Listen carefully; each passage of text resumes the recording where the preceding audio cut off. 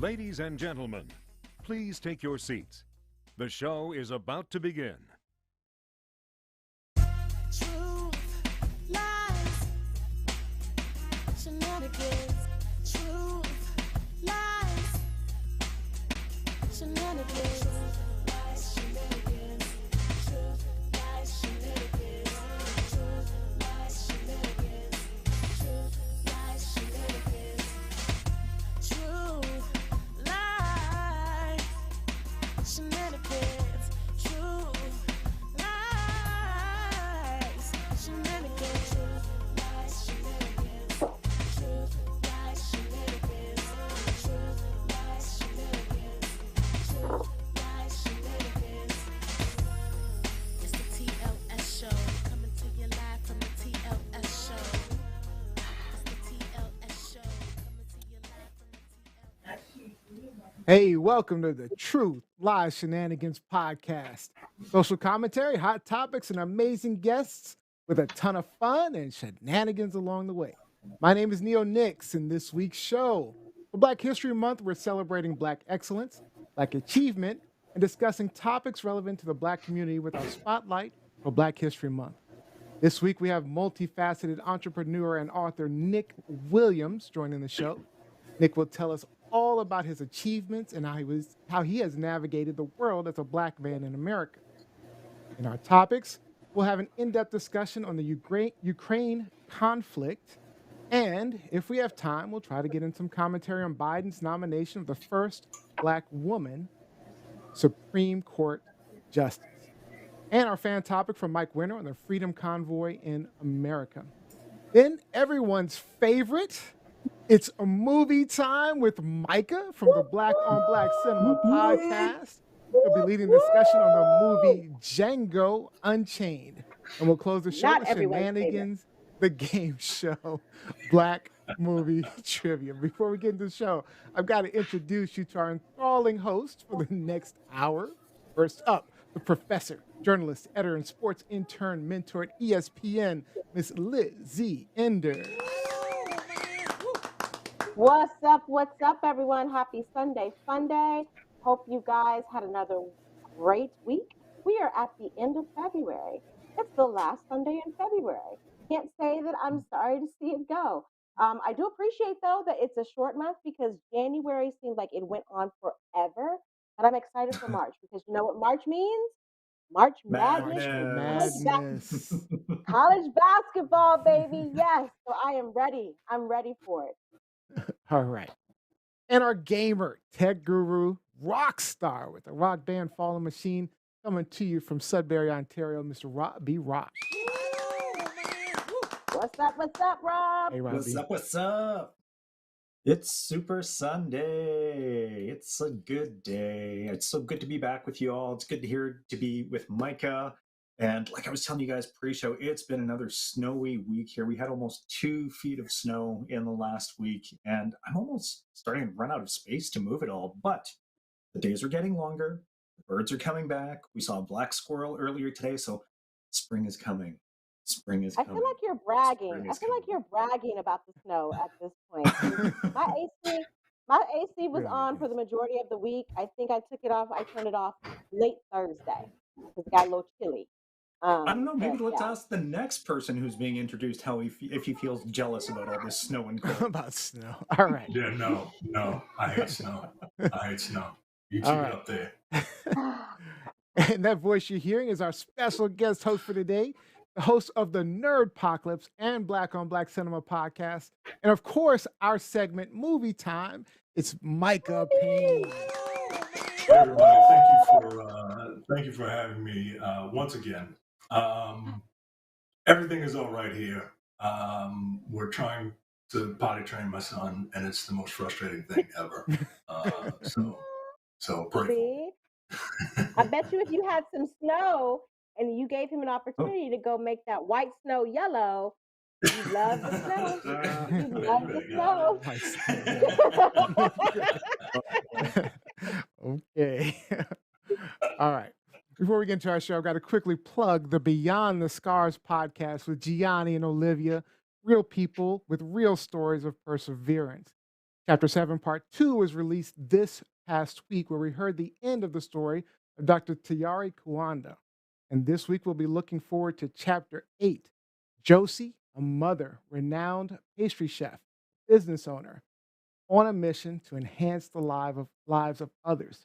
Josie tells her painful journey, struggling with several suicide attempts and the effects of her father's death, and how she was able to persevere. You can subscribe and listen to all of the stories of tragedy, pain, and hardship, how each person was able to survive and persevere and thrive, including our own Robbie Rock, who tells his story of the after effects of his brother's suicide. Subscribe on Spotify, Facebook, Google, Apple Podcasts, or anywhere you listen to podcasts, or simply go to beyondthescars.show. All right, let's get into our show. It's Black History Month, and you remember last season we had our spotlight on the likes of Black Olympian Akil Abdullah and a member of the Little Rock Nine, Carlotta Walls Lanier. For this February, we're honoring Black history, Black achievement, and Black excellence, both past and present, for our spotlight on Black history.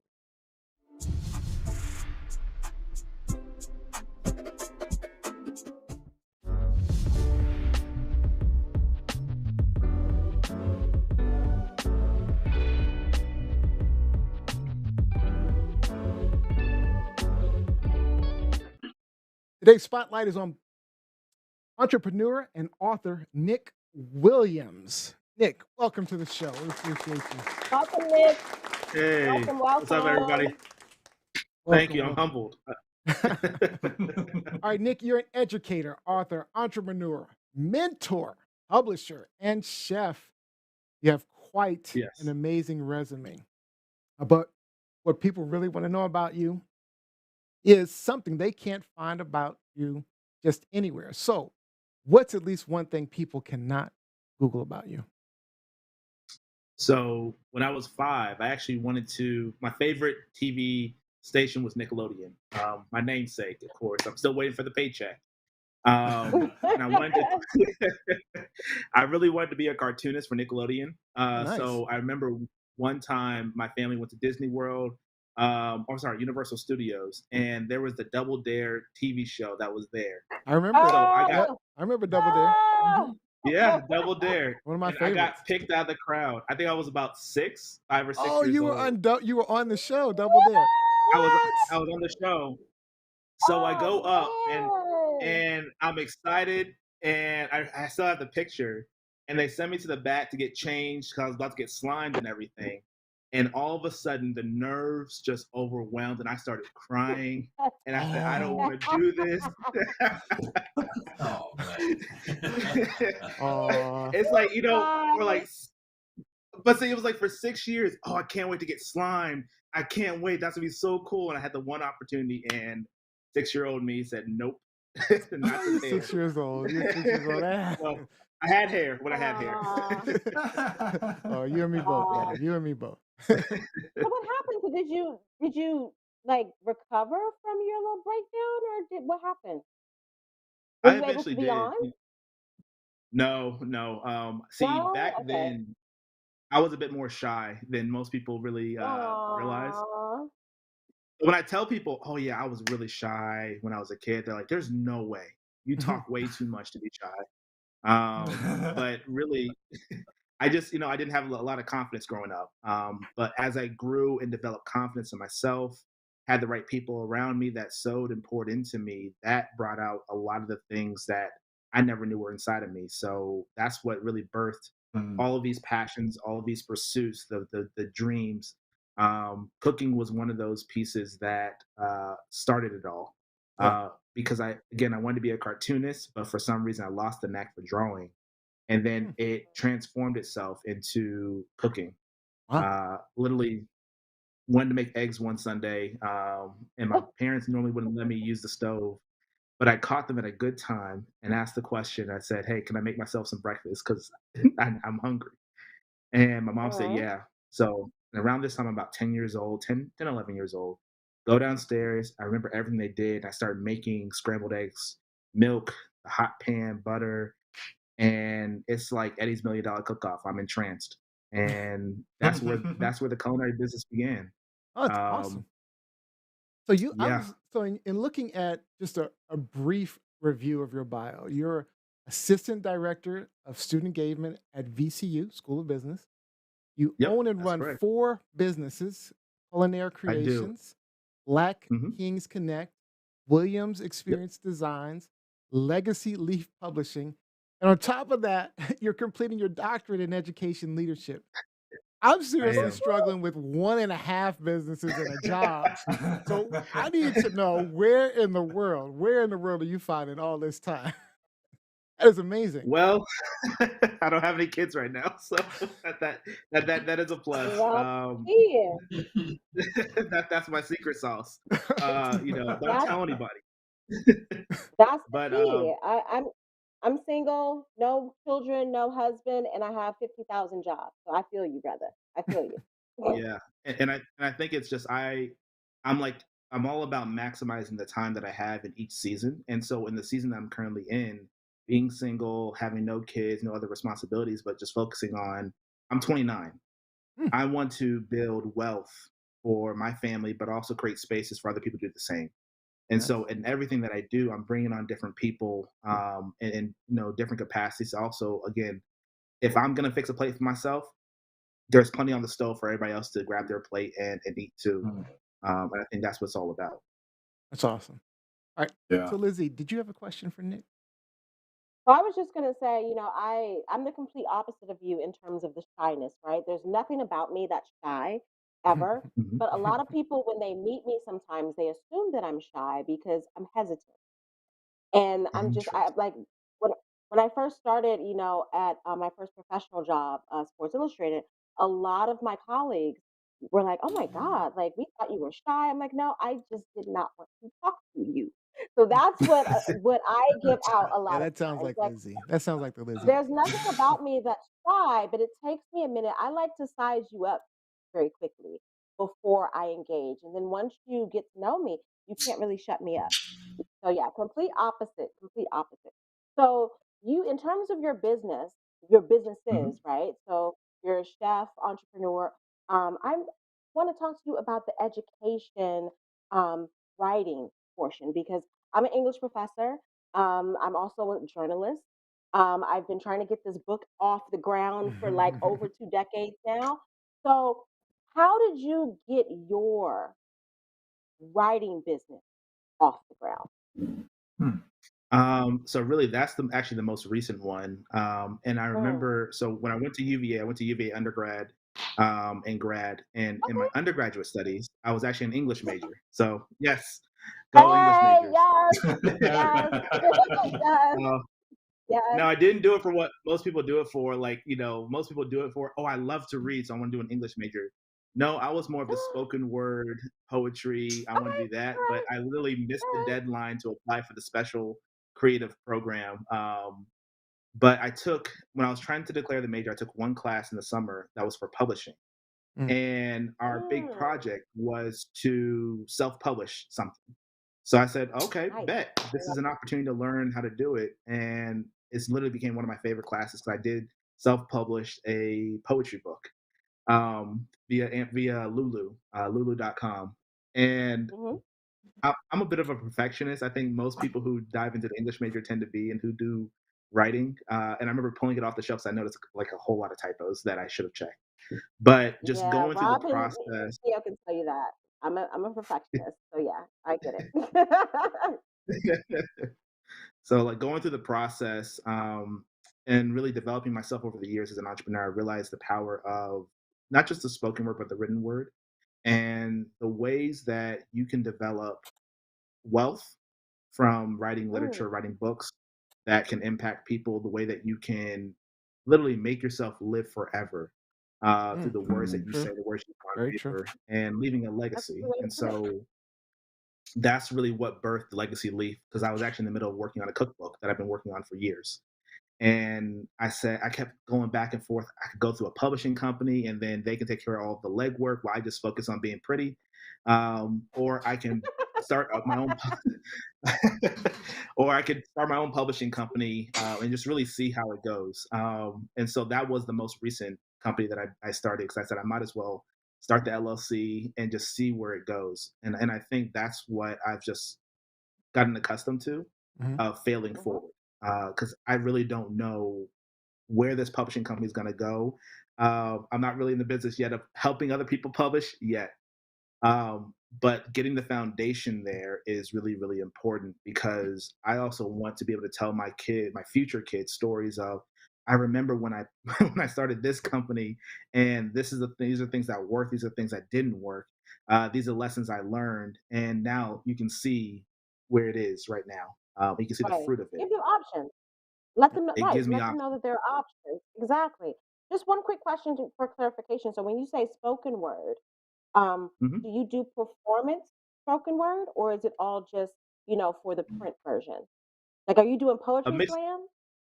a mix of both. I haven't done an Oh, actual nice. Oh, slam good. Nice. and since I left Charlottesville, I actually just found out that there's a couple of locations in Richmond that I'm looking at jumping back into. But yeah, so I did like a lot of live performance in high school. Me and a few friends actually had a spoken word group. So like when we would go on music and band trips, we would perform. I remember I had gotten introduced to Saul Williams, hands down one of my favorite spoken word artists. It was a good show on HBO, Def Jam Poetry, Mm-hmm. Yep. Yep. and Yep. Used to that watch that all the I time. watched that like Yep. it was literally one of my favorite shows to watch. I had a good high school friend of mine, Alicia Harris, who performed on there, amongst many others. So yeah, poetry has always been. I guess poetry was really one of the ways that I was able to get out of my shell a bit. It gave Nice. me a Okay. space to put all the scars of all the things that I was battling when it came to my mental health, when it came to my Mhm. self-worth, body image, all on paper, Mhm. and put it into Right. this beautiful prose that people are like, oh wow, this is so beautiful. But when you hear the Mhm. metaphor or the personification, it hits your soul and you're like, wow, I can relate to that. Wow. So Nice. That's Hey, Mike. great. That's That's great. that was beautiful, man. And that was an excellent question. I have a silly question, but it's not really silly. I like food. What is He your hungry. signature He hungry. dish? Because I'm looking at your Instagram. I'm looking at all this wonderful looking food. What is your signature dish? And how That's a good question. and has cooking like I can't I don't have an instinct for cooking, but I like cooking. I'm a recipe guy, you know what I mean? But I like the idea of cooking for my family and the satisfaction that it gives me. How has cooking affected your life to the point where you are like a bona fide chef? Signature dish though. So to get started with the signature dish, because that's the question I get all the time. It's hard, but I would say the first dish that like people really got to know me for was my key lime pie. Mm. So Literally, you're a Oh. baker. if you Oh. talk to All right. if you talk to anybody from my high school at St. Stephen's International School in Alexandria, Virginia, they know me for that. In college, they know me like that. That's like one of the things that everybody asks for. So key lime Well, pie my is one of my wife, signatures. But Nice. I'm a Southern boy, so my you wife is from you Florida, need a man. My wife is from Florida, and she just all of a sudden, I think I heard her just scream. Somebody said key lime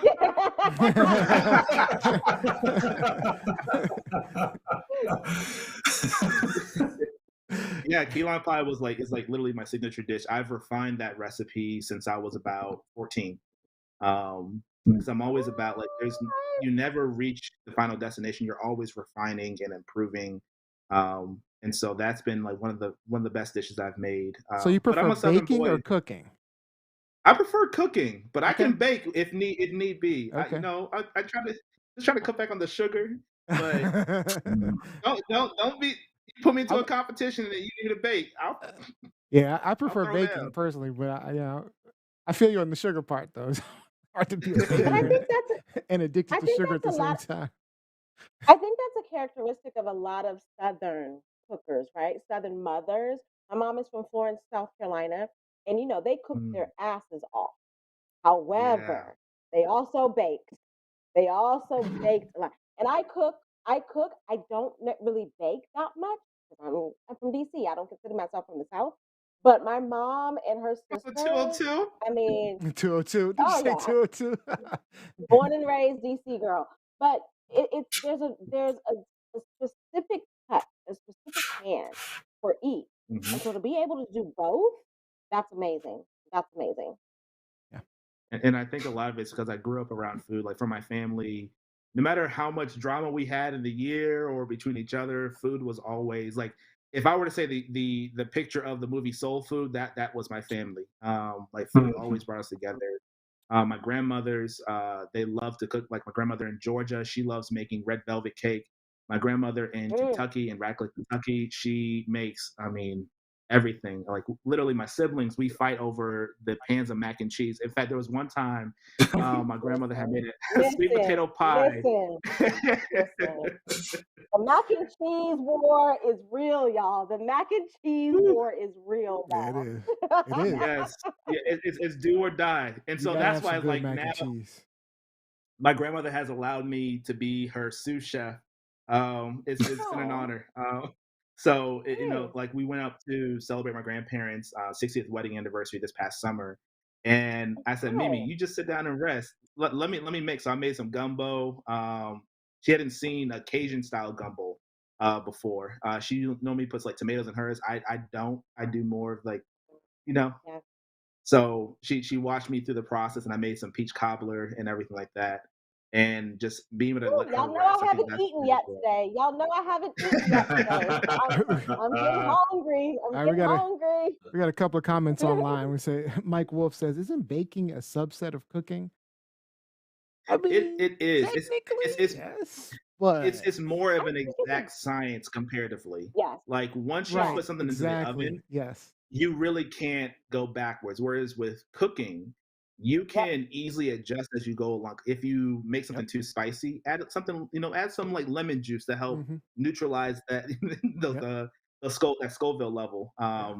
Also, note to self: never do the hot ones challenge, and what I don't know what don't that drink is. an What's energy that? drink or have you ever? It's a YouTube hit show where basically the host brings on celebrities, and basically they're eating growing series of hot wings. Like the Oh hot sauce God. gets Hotter and Well, hotter. excessively well, spiced hotter, and they're they asking like deserve just that. questions about them. It's hilarious. I highly recommend. Tom Holland's interview is probably one of the best I've ever seen. So you recommend watching, not participating, is what you're saying.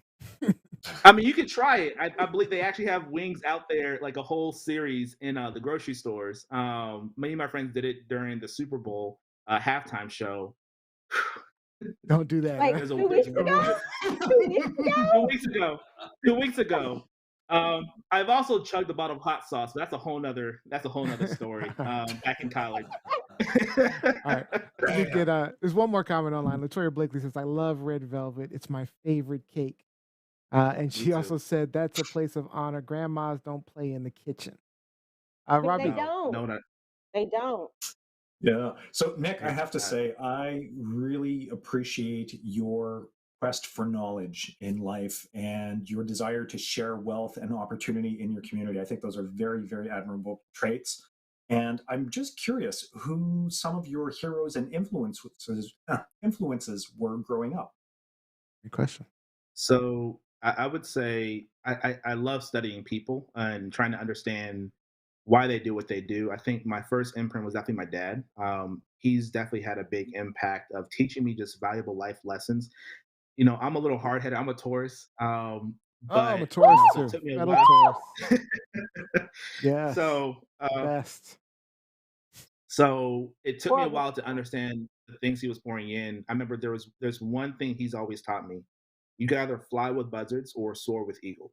And that's the one I've always understood because you assimilate who you associate. So I've always been meticulous about who I let into my inner circle and who's in my outer circle. Because that can influence how you think, that can influence what you have, that can influence what you pursue. And so I'm very, very meticulous about that. So my dad is definitely the first. I would say I studied Jay Z. I don't think people really realize what he's been doing. He's really playing a game of chess, and I'm a very analytical, methodical thinker. I will try to think 4 or 5 moves ahead of what could happen. What are the different things I could put into place? Because I really think it's not about having a perfect plan. It's always about just setting a plan, putting it into motion, but being willing to be flexible with the process as you go through, because you can't control everything, but Right. you know your long-term destination. And so those are two people definitely I've followed. My faith is something really important to me. So along the way, as I'm pursuing, I've studied Jesus, because that's allowed me to understand the humanity of people, how to love people through everything, good and bad, how to see the truth of people's pain, and just being present, not there to fix what they're going through, but to be present in their process that they need to go through. So we're So celebrating Black History Month, Black Achievement, and of course, you've achieved a lot in a very short period of time. I didn't realize you were 29 years old. But what has it been A like baby. navigating all of that achievement as a Black man in America? What is it like for you? Are you finding obstacles? Is it you find it easier than you expected? What are you finding? I think the one thing I've battled, and I still have my moments, is self worth. Um, when I was in elementary school, I was bullied, Okay. for my Oh, body I'm weight, sorry. body image, and everything like that. And very much so, that's what led to me being more recluse and really in my shell. But it really took some really good friends of mine, Alex Edwards, Nick Mojo, Ganta Maea. They really became like brothers to me, and they helped me begin to get out of my shell. Okay. And so again, this is why the association piece is so important, because that's what's helped me slowly become who I am. Is taking the pain that I've been through and battling my self worth and learning to love myself, because I've come to realize you can't really authentically love somebody if you don't authentically love yourself. Absolutely. As in, 100. 100% the agree. more you pour into yourself, the love you give other people should be the excess of what you give yourself. So, right now in the season I'm in, even though I'm pursuing a lot, I'm really focused on the self care and also the affirmations, because that is actually my love language. And I have to give myself the things that I need so that I can show people how to love me. I can show people how I love myself. So, Yeah. Thank I agree with that because Love I that. think that's a That's very deep. poignant statement. I always tell people, people ask all the time, have you ever been in love? Who was your first love? And I often say, honestly, I haven't been because when I was in a relationship with that person, I wasn't loving myself. Yep. I was a mess. Like, yeah, we may have said I love you, but I didn't love myself. So how could I love him? Mhm. And he certainly Mm, wasn't showing me that he loved me too. So yeah, it's a very you have to get into who you are first before Yeah. you get yes, into somebody else. Yeah. So I agree with you yes. 100% on that. And just Mm. to be clear, this isn't that Trump loving yourself, that arrogance. This is truly No, loving who you are, You who just you yes. are, had what to, you're about. you just You know, had to bring him All up. I'm just saying. Why you got to bring I them think up? I think people Why? I think Hello, people I think people confuse sometimes, loving no, yourself as a sense of like, arrogance, but it's not. It's really truly mm, no, knowing who you no, are and no. bingo, who loving that piece about you And a or lot of yourself. bingo. times And I it takes a while for people to love It themselves. does. It's not And an easy yes. thing so all the time. It seems easy, but sometimes it's when not. you see sometimes when you see people, hyping themselves up or what have you, it's because they're overcompensating for the years that Mm, they didn't love themselves. They're just Yeah. bingo. finding themselves. They're just like, I'm here. I'm here. So yeah, I 100% agree. Absolutely. 100%. Okay, we're running out of time. So Latoya Blakely says exactly, flexibility is a key. You can control the plan you make, but you can't bend the world around it. You have to be able to Ooh, adjust as you go. Being too stubborn always costs in the long run. Paulette Bertrand says, so true. And Mike Wolf says, learning to love yourself is the greatest love of all. All right, so Okay, we, let's not get into that song yeah, because you're no, gonna make me cry. me too. Let's I, not get into I don't know that how many song. times that song has made me cry. I ain't even gonna lie. But we're out of So time. very quickly, Go so ahead. very quickly, Neil, I wanna ask Nick this. Okay. So we have a very eclectic panel here, right? Neo, actually the three of us, Neo, Micah, and myself, we're from the area. Rob is from Canada. What dish would you fix for us? What would you Ooh. make for us as a group? As a I group. And we love to eat. see. We love to eat. I And don't eat meat though. I don't eat meat though. I'm a pesca. oh, don't worry, I got you on that. And I guess this is gonna tie to Micah's question of like what cooking means to me. Cooking to me, I always say wherever there's good food and good company, great things always happen. And so food is always a connecting. So I would cook a nice southern spread. Don't worry, I can cook some vegetarian, pescatarian, vegan, mix. I'll probably do like maybe a Cajun style salmon, salmon pasta, That just to make sounds sure. good. I got you. Remember, I haven't eaten Um, yet. Salmon style pasta. but definitely like the beauty of Southern cuisine that I've loved is that it really is, you feel like you're at Big Mama's house. You feel like you're with Yes. family. And I think, yes, I think creating that kind of spread will, enhance the atmosphere you guys have already created, which is, I could tell, family. Yep. So I'm sorry, I laughed just because I saw Jose's comment online. She says, "I'm And willing I'm to down travel with to Joe. be your to be your sampler person." Yes, Jose. Yes. Joe and I have never I had a have traditional I have Southern two friends meal. that We'll take it. I mean, I have two friends that live next door to me, so they are like my test subjects with like dishes all the time. Oh man, we gotta Nice. move. We all have to move. All right. Yes. All right, so we are out of time. Now, are there any final thoughts, any shout outs you have for our audience out there, or just tell people where they can find you, find out more information about you? Yeah, absolutely. You can honestly find me anywhere on Facebook, TikTok, Instagram. For my chef Nick, at Chef Nick, the letter X experience. So experience without the E, the first E. Or you can find me at BK Connect Podcast, which is my podcast, where we create a space to connect, uplift, and empower, and really showcase that Blackness is not monolithic. And we highlight different experiences of those who identify as Black, African American, on our show.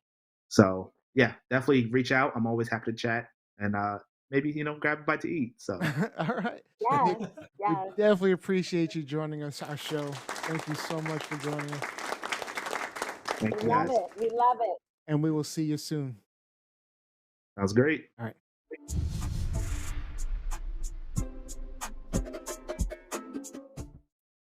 What a great guest, right? Yeah. Yeah. Yeah. Good Great guess. guy. Good guess. 29. What the hell am I Good doing? guess.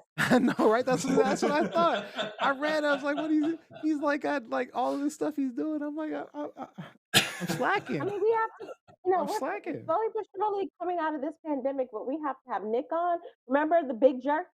The big jerk chef? I would love Oh, to Phil. have him on to cook some stuff up for us. So yeah, we might have a nice big powwow. A nice big Mhm. powwow of food in the future.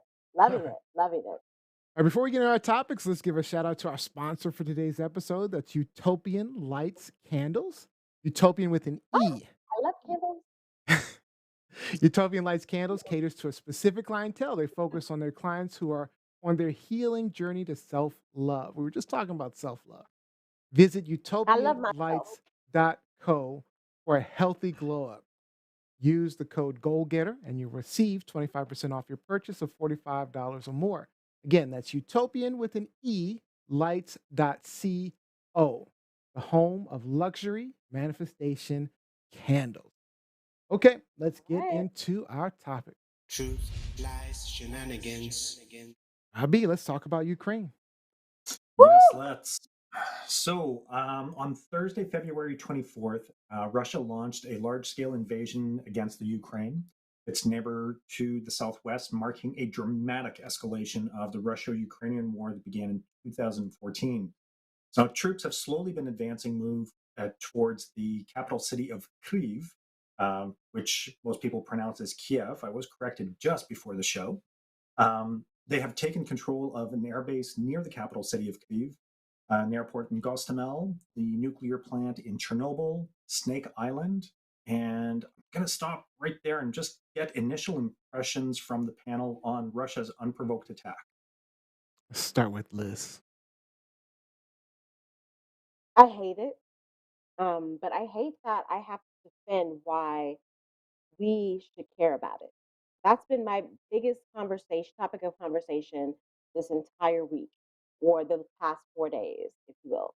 Why should we care about, Kyiv? Why should we care about Ukraine when all of this other stuff is going on in other countries and cities? And it's just like, Or in our okay, country for that. do you have a minute for me to break it down? Do you have a minute for me to break it down? Break it down. So yeah, it's awful. It's awful, and people aren't seeing the bigger picture. Putin is, talking about he has a very Adolf Hitler ideology where he thinks he has the right to be the superpower, where he has the right to all of these other countries. The whole point of this invasion is because he's pissed that Ukraine got its independence in 91, as did Latvia, as did Estonia, as did Lithuania. And so he's now trying to reclaim all of those cities, oh, I'm sorry, all of those countries as Russian. That's the only point of contention with this. And you could also include Poland, which is on the border. You can include Belarus, which is on the northern border. Like, it's not going to stop just with Ukraine. And even yesterday, he threatened nuclear intervention.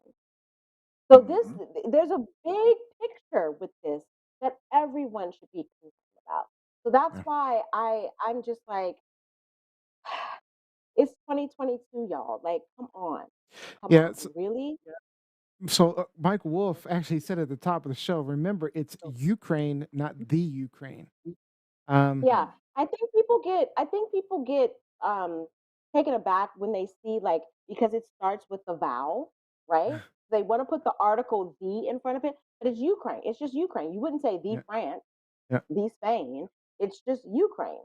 Mike Winter also Yeah. pointed out 352 civilians killed so far. Paulette Bertrand says Putin's war.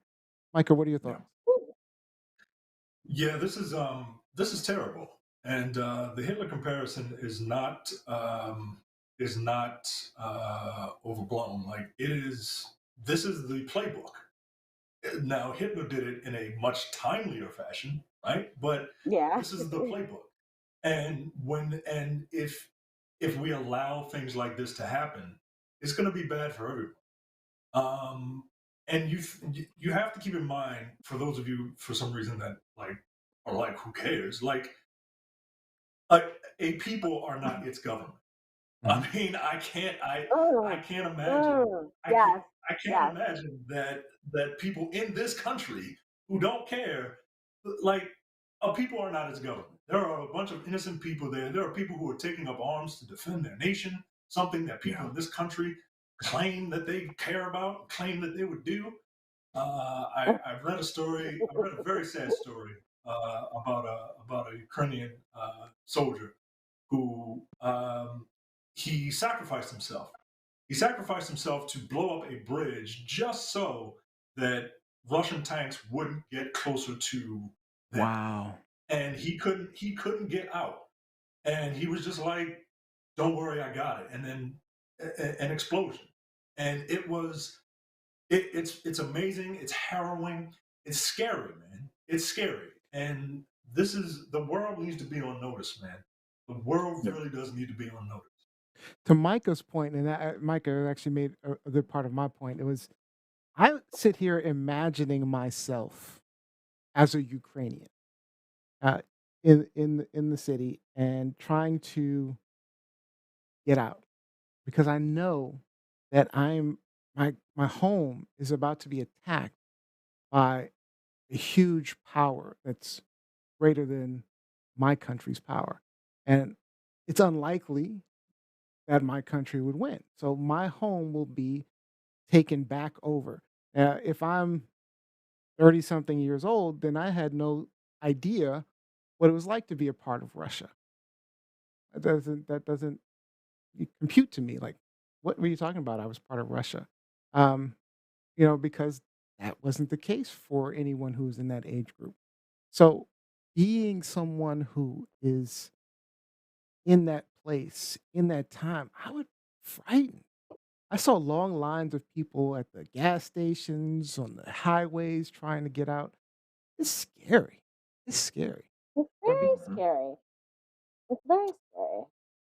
So Ravi? I enjoy what your comments, and I mean, it definitely mirrors what I'm feeling, what I'm thinking. And just back to what Liz and Micah alluded to when we were talking about Putin, I know that we've referred to him as a czarist on several occasions. And Neil, this would be a good time to pull up the map Sure. because during his speeches, Putin has made no qualms about talking about territories that were part of the Soviet Union. And at the height of the Soviet Union, if you take a look at it, part of Finland, Ukraine, Georgia, Poland. That's terrifying, because how long term are his ambitions? What does he really want to do? Because he's an oligarch, he seeks power, and by undergoing this process, he is going to solidify his position in history. I have a friend in Poland, and Neil, when you're talking about lineups at the gas station, the people in Poland are freaking out too, because they've been watching Putin's ambitions for months. My friend has all of her family's papers at the ready to get out of Dodge when necessary. The panic has already begun in Poland. People are buying up gas. People are going to the bank and pulling out as much money as they can. Liz, are you hearing anything from your friends in Finland on this one? So I haven't heard anything yet, right? But remember, Finland used to be part of Russia way in the day, way back at the end of the 19th century, early 20th century. My Finnish grandfather fought in the First World War, right? Actually, I'm sorry, the Second World War. And we once had, when I was there, we had another exchange student from Estonia. And I hate to say this, but he wouldn't let her in his house because at that time, Estonia had just gotten independence from Russia. So he still saw her as Russian. He still saw her as the enemy, as the person he was fighting back in the 40s. And he wanted no part of it. And I just internally, I laugh. I'm like, wow, a black girl is being accepted over this white Estonian girl, right? But the sentiments are very real. They're very real. And when I started to listen more over, I would say over the past 2 years, because this isn't something that happened within the past couple of months. This has been ratcheting up for years. And when I started to pay attention to what Putin was saying and how he really thinks that he has a right to Ukraine, to all of those other countries, including Estonia. I've been to Estonia on several occasions. The Estonian language actually is more similar, even though it used to be a part of Russia, right? It's more similar to the Finnish language than it is to Russian. Like I can understand and converse with an Estonian way more. So I don't speak a lick of Russian at all.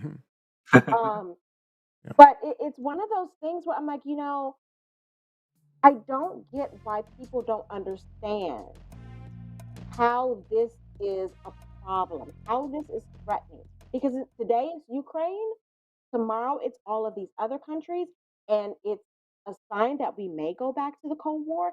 And I get it, like a lot of this generation, they didn't live through the Cold War. We did. Everyone on this panel did. Let's get to these They didn't comments real live And quick. going I'm so through, glad you brought that the up, threat Liz, of because there's another segment that I want to talk about after Neil goes to the comments. All right. Let's see. So Mike Wolf clarified it was called the Ukraine when part of the Soviet Union, when it was part of the Soviet Union, to designate that it was only a region of a larger country. Mike Werner says he and Alf sounds a need to little go sit in a American. corner and measure their junk together. This narcissistic behavior is such such a maladaptive response to childhood trauma. Interesting. Robin Johnson, I am so disturbed at the right rewriting Russia as a Christian country to appeal to the evangelicals. Speak on it. Yep. Speak Paula on it. Bertrand says there are Speak no on it. winners in this. Probably just 15 to 20 seconds, please. Yeah, well, that's it. I really feel like this is playing out like an episode of The Americans. Ronald Reagan has to be rolling over in his grave because today's Republicans are a shadow of what they used to be. The GOP is supporting Putin just so that Biden will become weaker. And then Putin's got to be loving that American politicians and Fox News support him on national television. It's Trump showing called that there Putin a is, genius this week. Trump this called is Putin looking a like a genius this week. this is a long-term KGB operation. The misinformation and disinformation that they have will continue to subvert American politics. And I mean, it's scary. All right, What's is this happening truth? is scary. lies or shenanigans? Oh, this is just awful. This is just awful. Yeah, it's all of it. It's all of it. Like, True. It is definitely yeah. some truth to it because of the. It's definitely But shenanigans I on think we Putin's should part. I think we should give props to Rob B for, mentioning the TV show The Americans, one of my favorite TV shows of all time. Yeah, it's if you haven't watched it, find it somewhere to stream. Amazing, amazing show. Okay. Now we had our fan topic this week came from Mike Winter, who wanted to discuss the trucker convoy protests in Canada coming to America. And another thing we wanted to discuss was three accomplices in the death of George Floyd, and the jury coming back with a guilty verdict on all three cops. Because of time, we'll bring that up in the after show. So make sure you check out the after show. That's exclusively at tlsfans.com and available Tuesdays on our podcast at tlspod.com. But one thing I did want to get your quick thoughts on before we close out is since it's the last couple of days of Black History Month, President Biden chose Judge Kentaji Brown Jackson as his pick to replace retiring Justice Stephen Breyer on the U.S. Supreme Court, fulfilling his campaign promise of appointing a Black woman to the nation's highest court. So really quickly, what are your thoughts, Micah? It's a long time coming. My this judge seems hyper qualified. My only thing is I kind of wish that Biden played a little bit of a chess game, kept that information close to his vest, Yeah. because that will always be a scapegoat now. Right. Of Oh, he just well, did she it got there because she's because he Black. only looked for Black people, Mhm. only looked for Black women. But look, this is a happy time, long time coming. Congratulations, and yeah. Robbie? It's impressive bio and credentials. She's put in her time, and I think that representation matters at all levels of government and the judicial system. So I applaud his choice. Liz? I just don't understand why people, tried Biden over coming out in the beginning and saying, I'm going to pick a Black woman. When Reagan came out in the early 80s and said, I'm going to pick a woman, and that's how we got Sandra Day O'Connor. It's Good the point. same thing. That's a good It's point. the same thing. And I challenge Black people because I've seen this on a lot of message boards. Some Black folks are pissed off because her husband is white. What? What? Oh my God. What? I'm so done with people in that. So yeah, I'm Some of us so are done with right. people. I'm so done with people. So done with people. All right. Y'all need All to do right. better, Black folks. Y'all need to do Yes. better. No question. That's Do it better. for our Lies, topics today. shenanigans. So guess what time it is? It's time for our audiences and host favorite segment. It's movie time.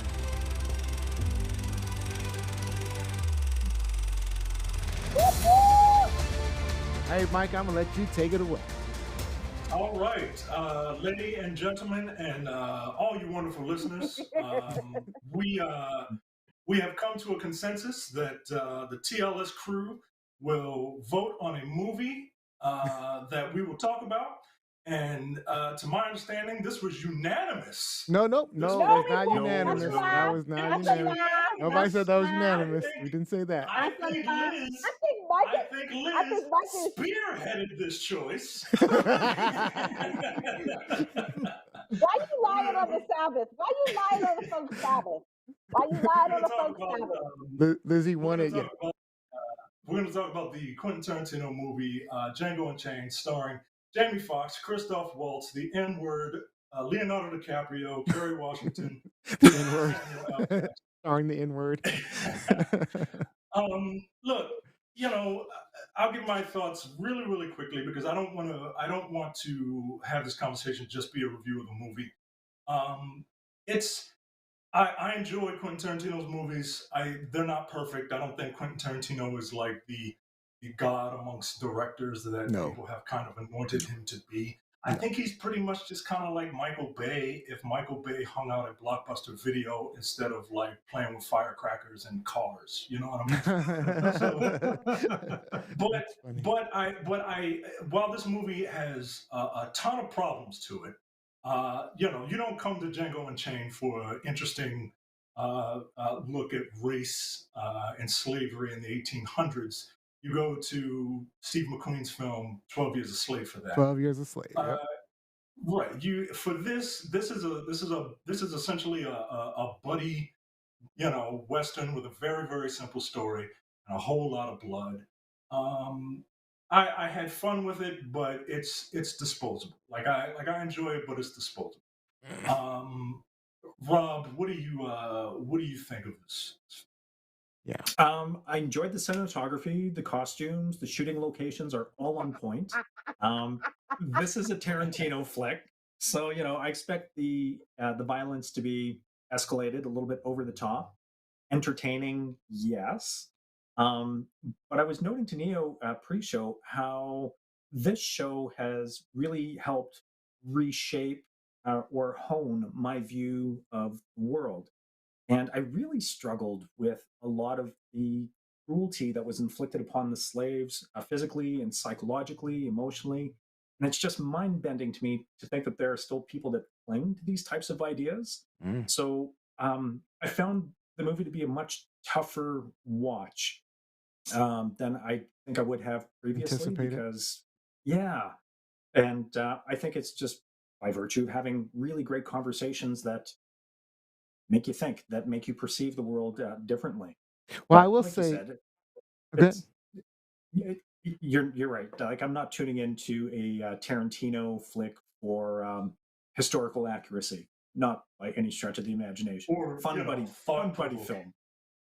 Yeah, exactly. Neil, what is your opinion of this film? Yeah, I was gonna say to Rob's point. I mean, and to your point, 12 Years a Slave is definitely better if you want a biopic or to learn more about what it was like to really be a a slave in that time frame. But this movie was fun because it was there were funny points, there were funny times, they were parodying a lot of the white people. I don't think he did do some parodying of black people, um, but I think his goal was to focus in on making fun of white people of the time. I love the acting performances. I love Jamie Foxx. Christopher Waltz was amazing, and then He Leonardo does. DiCaprio, of course, He he does. played his character well. Shoot, They both were good. Samuel playing the house slave. Samuel Jackson played Samuel L. Jackson. Like Okay, it's the okay, same fair character enough. over Samuel and He over. plays Jackson Samuel as well. He- Samuel How Jackson do you plays not play Samuel yourself Jackson well. well? How do you not play yourself well? That's it's actually surprisingly difficult. If you trust me, it's actually surprisingly difficult. All right, this is the opinion that everyone has come from. Liz, I'm sorry. what is your opinion Sorry. of this? Hated it. She could have hated it.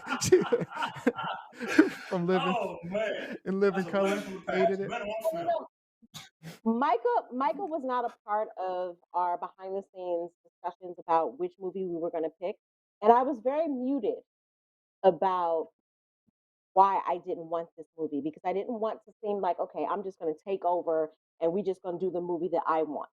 I wanted everyone's opinion or whatever. However, I specifically did not want this movie to be what we showcased at the end of Black History Month. Um, I do not need comedy in any narrative about slavery, especially from a white director who is all about revenge fantasy, who is all about exploitation. And I really have a problem with directors, putting themselves in movies just for a cameo. So all of those things, like, bothered me. But, I agree with you. I think the acting was superb, minus Samuel L. Jackson. Like, he didn't, do He did anything play for me. And I Samuel. hated it. Yeah. I hated his makeup. I really hated his makeup because I thought they played up to the forgive me for saying this, but to the ape-like, monkey-like figure of him. He did have a very Kerry problematic Washington, and they darkened his yeah, skin. it Like, just, yeah, that was it bothered me. Kerry Washington could have been, and I love Kerry. I love Kerry as an actress, but she could have been anyone. That could have been That's Janet true. Jackson in that Yeah, role. Yeah. So that she played a was minor neither here role. nor there. But the three main characters, I thought they were phenomenal. The thing that pissed me off about this movie, or that bothered me the most about this movie, it wasn't the use of the N word. It wasn't Me either. necessarily the grat- the gratuitous violence, because it was violent in ways that it didn't really need to be. It was me thinking, okay, so this is a white man's view of slavery. This is how he's picturing this in a comedic form. I kind of likened it in my head to Jay-Z and Kanye with their album N-Word in Paris, because I don't want us to get bound or banned. N-Word in Paris, right? They have this, album, very successful album, N-Word in Paris. It, sells all of these records. They go on tour. They're performing in front of all of these white audiences, and they're doing this call and response where they're saying N-word, and the white, predominantly white crowd is giving it back to them, N-word, N-word, N-word. I kept thinking about this movie like, okay, so white folks are watching this movie thinking that this shit is funny, that they have a right to go about saying N-word, N-word, or lessening the severity of what happened during sex. So that I was just that don't was one see of it my that way. and you're allowed not to see it that way, but we're talking about how I saw it. And so Mhm. I did not like it for that. I don't need Quentin Tarantino, who in other movies loves the N-word, loves to play up exploitation. I didn't need him to tell me this story. Okay, Certainly didn't need him to be in the film. Um, so I just it bothered me a lot, and I did not like the fact, and I don't know if you guys picked up on this in the end. I did not like the fact that the end scene was Django and Steven. Hated that. So it oh, was I think that was his idea of, you know, Stephen is the more insidious than yeah, Candy, because Stephen is a sellout. And yeah. I think that's what Yeah. he I was think trying to go for. To be honest, I don't know. I want to move forward. A lot of controversy surrounding the N word in this film. The N word is used roughly 116 times in this film. Spike Lee has been very famous for refusing to see this movie. Spike. My thought on my thought on uh, uh, non-black directors using the N word in film. And to Spike Lee's, I guess, credit, he didn't say that he was opposed to people using it. But this movie in particular, like, I'm not opposed to people using it, but you got to use it as a garnish and not an ingredient. You know what I mean? Like, Mhm. it shouldn't be because people don't speak that way all the time, right? It's not used as a pronoun, a proper noun, comma, a period, an exclamation point. Like, it's I not don't used think he that. did it that bad. I don't know. But he did. I don't think it was He that did in bad. that. He did in that. They sounded like they were in the 20th century talking to one another versus I being Okay, in because what. of it the sounded language like he a used kid was yes. Okay, lying. the language he used was in general like the 20th century, which of course I get what you're saying. I'm just Mhm. saying I don't know. I don't agree that um that he was intentionally just using the N word over and over again just to I use And it. think it he fit the and context of the conversation Right. 120 years ago, and Right. That's how I I it don't was a feel. think. term And of I don't think. it was a And I term of don't think that's. property. It was a term of property. It was a term that was used to denigrate and break down people. It was I think he's being honest with the use of the word. It's not like he's not I don't think people. well, at least on this panel, and I don't want to speak for you, Micah, I don't have a problem with the use of the N word in the movie. I have a problem with the use of the N word in this comedic fashion from this director. All right, real quick, Because I'm I gonna agree. play one thing real quick, and I'm gonna, just to make your point. Actually, let me just. Somebody is out there actually saying it when it comes to the word nigger, that the fact that I was using how it in the freely movie that came up in his more than it was tongue? used back in the antebellum South, in Mississippi, in 1858. Well, then they might have a, then feel free to make that case. But no one's actually making that case. So in other words, what they're actually saying is I should soften it. They're saying I should lie. They're saying I should whitewash. They're saying I should massage. And I never do that when it comes to my characters. And so that's what he was saying to a question similar to, why is the N word being used so much? And I don't know. I agree. I mean, I don't think he has to be just because he happens to be a white director.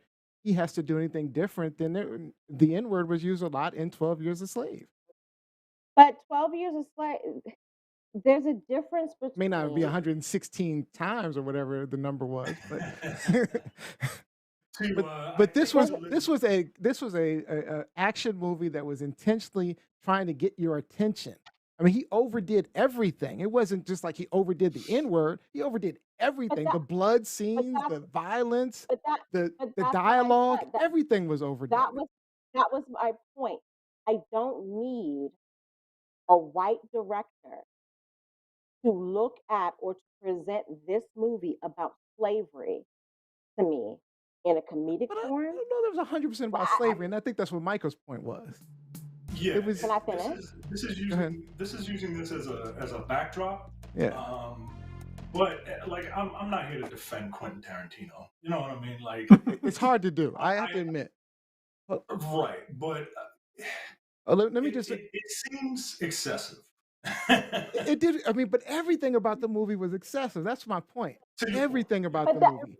It wasn't. He just didn't pick the N word and said, "I'm gonna be excessive." He was excessive But about I don't think everything. but I don't think anyone on this panel has honed in on the N word.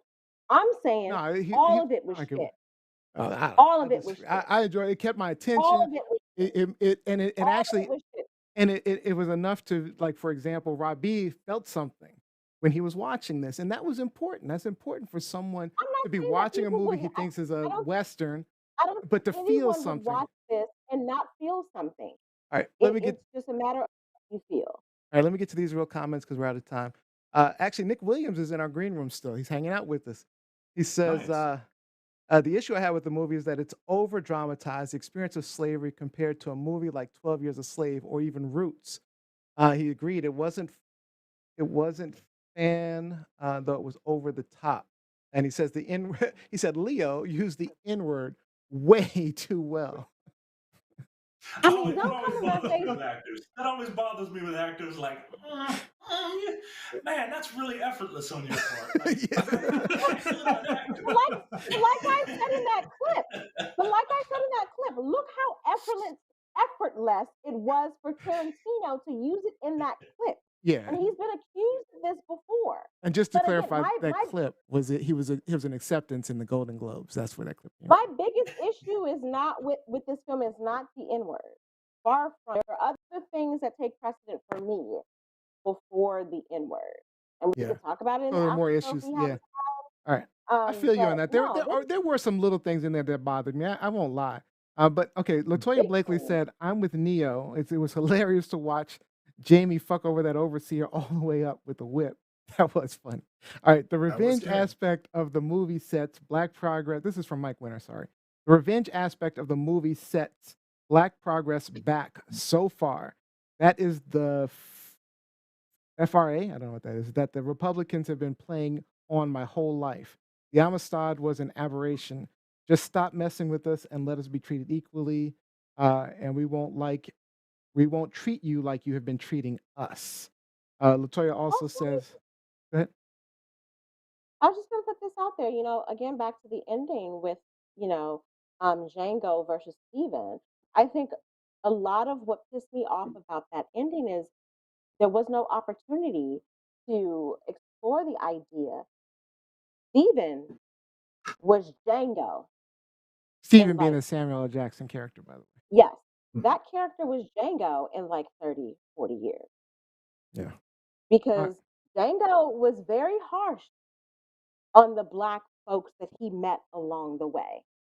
And a part of it was The him, movie, playing the character of the slaver, but a part of it was, self-preservation, which is what Stephen was doing.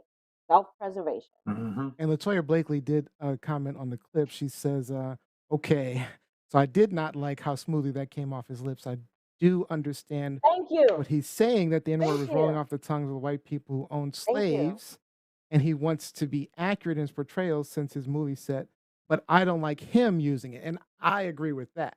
That's how Yeah. I was feeling when I heard him say it. I'm like, he's using it a little too liberally himself. I didn't like it. So, Which is what he's Tarantino projecting in and his the- movie. and then And that's let- why it does affect how I see the movie. I agree with you.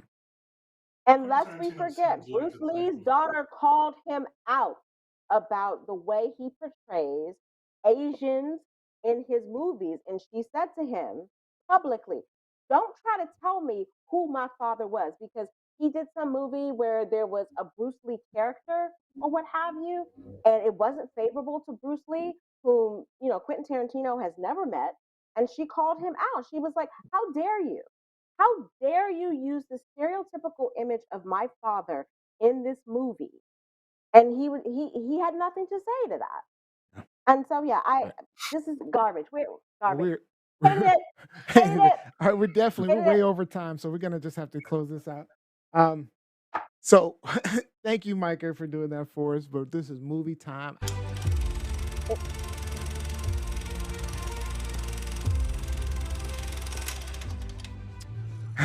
That was great. It's hard to just not go over on movie time. We have so much fun with that. All right, let's What? get. What? Micah, so what's our number now? Like we are. Oh, Liz is What, over like 1 in 45? 1 in 45? Something like that? like any of the movies so far. All right, but this wasn't Micah's fault this time, so this is probably more my fault because I think I suggested it. I think it was my nomination. I nominated and then we voted. I think you did suggest it. I did nominate it. I nominated and we voted. All right, we got to get moving on. All right, so let me go to the game show. Let's go. All right, today's game is Black Movie Trivia. We'll go around the horn, and whoever answers right gets a point, and the person with the most points gets the final thought for the show. All right, we're going to keep this really short. We're going to keep this really We're short. gonna keep this really rigged. We're gonna keep this really rigged. All right, so rigged. It might be a little rigged. All right, so we get the first question goes to Rob B. Who was the first African American to win an Academy Award? Was it Whoopi Goldberg, Hattie McDaniel, Denzel Washington, or Lawrence Fishburne? I'm gonna have to go with Hattie McDaniel. Why? Because Lizzie made all that noise with me. I made noise for all of them. Because all the other actors are more current and contemporary. That makes sense. Good logic. All right, that is correct. Process of elimination, my friend. All right, Leo, who is you the should have first? asked him which movie did Hattie win? Gone with the There's Wind. there's Gone no with the follow-up Wind. on the app. All No, right. You're messing with me. This is for Lizzie. Who is the first and only Black actor to have received 2 Academy Award acting nominations in the same year? Was it Sidney Poitier, Angela Bassett, Viola Davis, or Jamie Foxx? Michael, you want to text me help me out here? Go quick, pick one. I'm gonna say Sidney Poitier. Sidney Poitier. That is incorrect. It was Jamie Foxx. I think I For was gonna what? guess. I would have guessed Jamie Foxx. You want one for Ray and Ray? But what was the other one in the same year? But he would have been nominated for All right, it. next one. So Taraji P. Henson won an Outstanding Actress in a Motion Picture NAACP Image Award for portrayal of Katherine G. Johnson in the movie Hidden Figures. What was Johnson famous for? Micah, it's got an easy one. Listen, it's like 4 blocks away from me. First Black woman to be admitted to NASA astronaut training program, the first African American to perform at the Metropolitan Opera. She calculated the precise trajectories that would let Apollo 11 land on the moon in 1969, or she was one of the first Black women in U.S. history to receive a patent. I believe it's the third one. Third one. That is correct. She calculated the precise trajectories that will let Apollo 11 land on the moon. Correct. All right. So in 2019, this is for Rob B. In 2019, Spike Lee won the Academy Award for the Best Adapted Screenplay for his movie Black Klansman. Which one of these is not a Spike Lee film? Inside Man, Let me- Crooklyn, Malcolm X, or Fruitvale Station? Not. Fruitvale Station. Fruitvale That is Station. actually correct. Correct. Nice. I knew two of them. All right. So- So, Rob B, you actually win the game.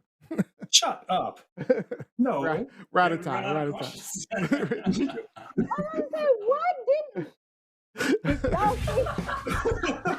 Y'all see how rigged this game is? Y'all see how rigged this game is? Lord Rob B Jesus. won the Lord Black Movie Jesus. History Trivia game. We're just out of time. All right, so let's get in our shout out. Good job, Rob B.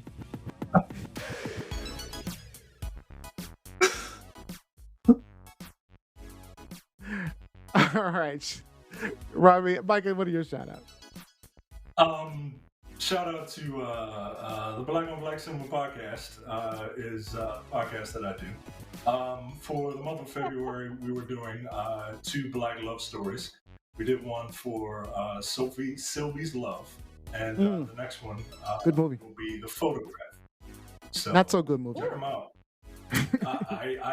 We are in lock and step, 2 of us. All right, Robbie. My shout out is to Last One Laughing Canada on Amazon Prime. It has brought Joe and I so much enjoyment over the last few weeks. It's hosted by Jay Baruchel, features Caroline Ray, Deborah Giovanni, Dave Foley, John Lajoie, Tom Green, Mae Martin, Colin Mockery, Andrew Fung, and a few up-and-coming comics. If you haven't checked it out, please do. You'll get a glimpse into Canadian humor and just how ridiculous we can be. All right, and then Lizzie.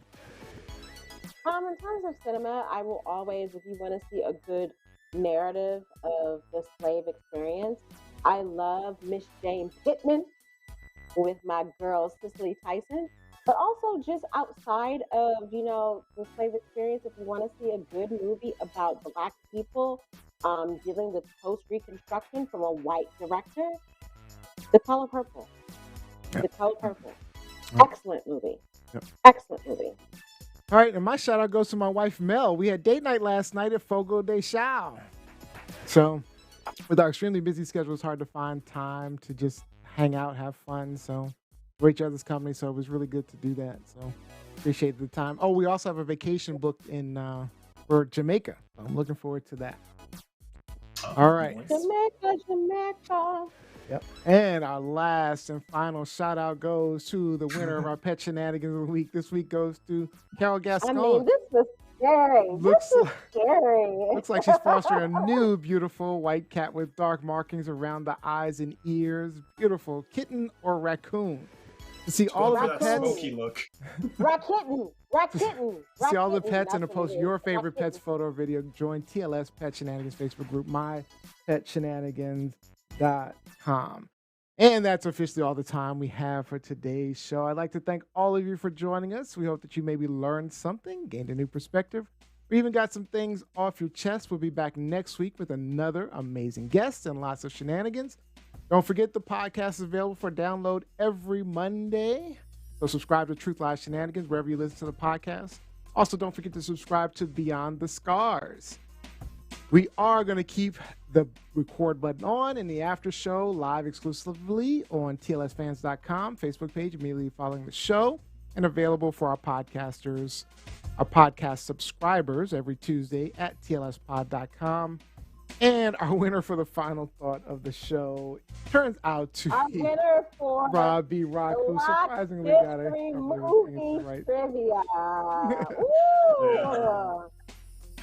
All right, Robbie, take us So, out. final thought for anyone that knows anybody who is in the Ukraine at this time, please advise them to turn off location finding services on their cell phones because Russia is using the data to track down gatherings.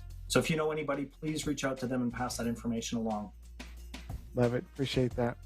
All right. And Republicans, Thank you. stop being bitches. Stop being bitches, Republicans. No, this is wrong. You know this shit is wrong. Before I go, one last online comment from Paulette Bertrand. So enjoyable.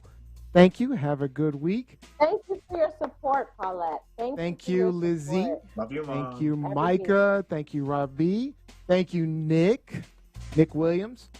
Yes, and, thank you, Nick. I'm hungry. I'm hungry.